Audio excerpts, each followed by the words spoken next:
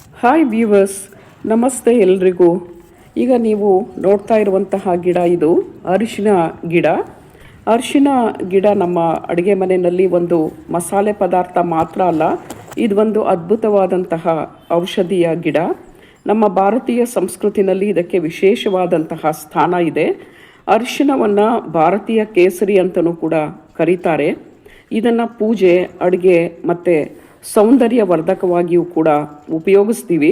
ಹಾಗಾಗಿ ಇದನ್ನು ಬಳಸದೇ ಇರುವಂತಹ ಮನೆಯೇ ಇಲ್ಲ.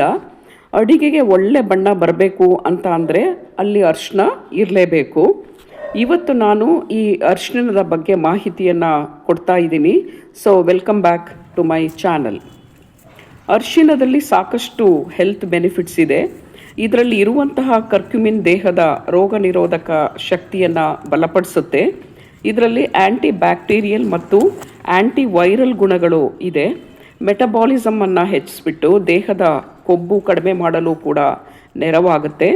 ಇದರಲ್ಲಿ ಇರುವಂತಹ ಆ್ಯಂಟಿಸೆಪ್ಟಿಕ್ ಗುಣಗಳು ಗಾಯಗಳ ಸೋಂಕನ್ನು ತಡೆಯುತ್ತೆ. ರಕ್ತದ ಕೊಲೆಸ್ಟ್ರಾಲ್ ಮಟ್ಟವನ್ನು ನಿಯಂತ್ರಿಸೋದಕ್ಕೆ ಮತ್ತು ಚರ್ಮದ ಕಾಂತಿಯನ್ನು ಹೆಚ್ಚಿಸೋದಕ್ಕೆ ಇದು ಸಹಾಯವನ್ನು ಮಾಡುತ್ತೆ.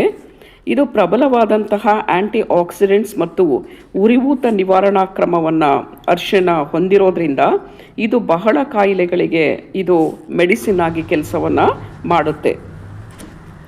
ಮಾರುಕಟ್ಟೆಯಲ್ಲಿ ನಮಗೆ ಅರಿಶಿಣದ ಪುಡಿ ಸಿಗುತ್ತೆ, ಆದರೆ ಕೆಲವು ಸಲ ಅದು ಕಲಬೆರಕೆ ಆಗಿರುತ್ತೆ. ಹಾಗಾಗಿ ನಾವು ಅದನ್ನು ಮನೆಗಳಲ್ಲೇ ಸಾವಯವವಾಗಿ ಬೆಳ್ಕೊಂಡು ನಾವು ಅದನ್ನು ಅಡುಗೆಗೆ ಬಳಸಬಹುದು. ಹಾಗಾಗಿ ನಾವು ಬೆಳೆದಂತಹ ಅರಿಶಿಣ ಬಹಳ ಶುದ್ಧ ಅರಿಶಿಣ ಆಗಿರುತ್ತೆ. ಹೀಗೆ ಇಷ್ಟು ಹೆಲ್ತ್ ಬೆನಿಫಿಟ್ಸ್ ಇರುವಂತಹ ಅರಿಶಿಣವನ್ನು ಸಾವಯವ ಅರಿಶಿಣ ಸುಲಭವಾಗಿ ಮನೆಗೆ ಬೇಕಾಗುವಷ್ಟು ಬೆಳೆಯುವಂತಹ ವಿಧಾನವನ್ನು ಈಗ ತಿಳ್ಕೊಳ್ಳೋಣ. ಅರಿಶಿಣವನ್ನು ಪಾಟ್ನಲ್ಲಿ ಬೆಳೆಯೋದಾದರೆ ಅಗಲವಾದಂತಹ ಪಾಟನ್ನು ತೆಗೆದುಕೋಬೇಕು. ಇದನ್ನು ಗ್ರೋ ಬ್ಯಾಗ್ಗಳಲ್ಲೂ ಕೂಡ ಬೆಳೆಸಬಹುದು. ಆ ಗ್ರೋ ಬ್ಯಾಗ್ ಕನಿಷ್ಠ 12ರಿಂದ 15 ಇಂಚು ಆಳ ಮತ್ತು ಅಗಲವಾಗಿರಬೇಕು. ಮತ್ತು ನೀರು ನಿಲ್ಲದ ಫಲವತ್ತಾದಂತಹ ಸಾವಯವ ಅಂಶಗಳಿಂದ ಸಮೃದ್ಧವಾದಂತಹ ಮಣ್ಣು ಇದಕ್ಕೆ ಸೂಕ್ತ. ಹಾಗಾಗಿ ಪಾಟ್ಗೆ 40% ಮಣ್ಣು, 30% ಕಾಂಪೋಸ್ಟನ್ನು, 20% ಕೋಕೋಪೀಟ್ ಅಥವಾ ಮರಳನ್ನು ಮತ್ತು 10% ನೀಮ್ ಕೇಕ್ ಪೌಡರನ್ನು ಗ್ರೋ ಬ್ಯಾಗಿಗೆ ಅಥವಾ ಪಾಟ್ಗೆ ಹಾಕಬೇಕು.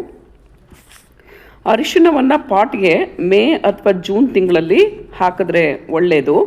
ಮೊದಲು ಆರೋಗ್ಯಕರವಾದಂತಹ ಮತ್ತು ಮೊಳಕೆ ಇರುವಂತಹ ಅರಿಶಿಣದ ಗಡ್ಡೆಯನ್ನು ತೆಗೆದುಕೊಂಡು 2ರಿಂದ 3 ಇಂಚು ಆಳಕ್ಕೆ ಮಣ್ಣಲ್ಲಿ ನೆಡಬೇಕು. ಮೊಳಕೆಯ ಭಾಗ ಮಣ್ಣಿನ ಮೇಲೆ ಸ್ವಲ್ಪ ಕಾಣಿಸ್ಬೇಕು.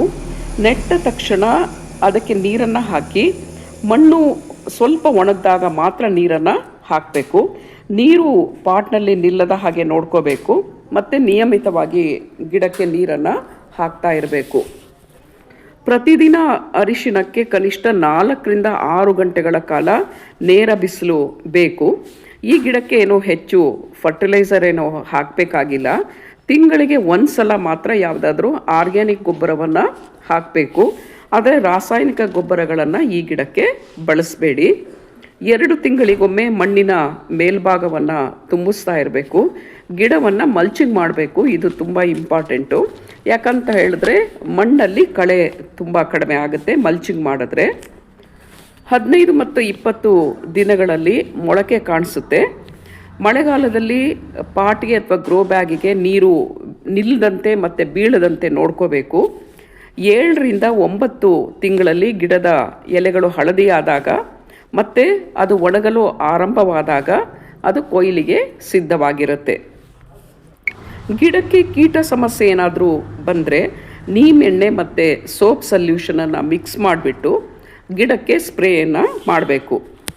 ಈಗ ನೋಡಿ, ನಾನು ಅರಿಶಿಣವನ್ನು ಗ್ರೋ ಬ್ಯಾಗ್ನಿಂದ ತೆಗೆದಿದ್ದೀನಿ. ಸಂಪೂರ್ಣವಾಗಿ ಗಿಡ ಒಣಗಿದ ನಂತರ ಗಡ್ಡೆಗಳನ್ನು ತೆಗಿಬೇಕು. ಹೀಗೆ ತೆಗೆದ ಅರಿಶಿಣದ ಗಡ್ಡೆಗಳನ್ನು ತೊಳೆದು ನಂತರ ಕುದಿಸಿ ಒಣಗಿಸಿ ಪುಡಿ ಮಾಡಿ ಅಡುಗೆಗೆ ಉಪಯೋಗಿಸ್ಕೊಳ್ಬಹುದು.